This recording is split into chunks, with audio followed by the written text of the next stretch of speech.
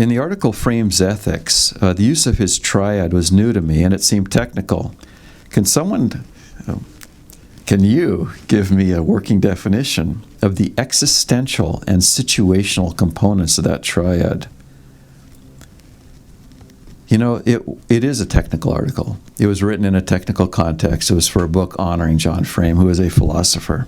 And at the same time, the fundamental concept of the normative, existential, and situational is actually very simple. And I gave you this article to stretch you, but don't you dare ever use those terms with any human being that has a beating heart. In fact, all people are not blessed by technical language. People are blessed by the concrete equivalence that the technical language is a kind of shorthand to help capture it. What's the reality? The normative is talking about we live in a world that belongs to God. He is maker, sustainer, judge, savior, and king. Our lives are accountable to him. He is our savior and hope. He speaks his will. He speaks his promises. When Jesus says, "Follow me," he's telling us to follow him. Hear what he says. See how he treats people. Watch what he does. Learn from him. He's meek and lowly in heart.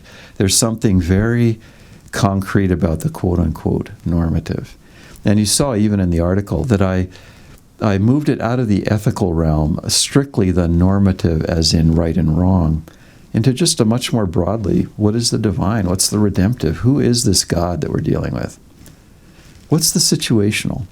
It's just a polysyllabic word for the fact that every one of us is planted in a real world. There's stuff that happens around us. You woke up today feeling either well or sick. The people in your life are either treating you, some of them are treating you well, and some of them may be treating you poorly.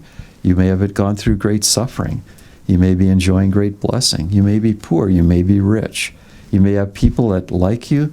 You may have people that hate your guts. And you're always in a living situation. And your life is not lived before God. And his redemption is not worked out in you, ignoring the situation. The situation's incredibly important. And in our model, we talk about the heat, and then we talk about the two kind of circles of consequence, questions 4 and 8.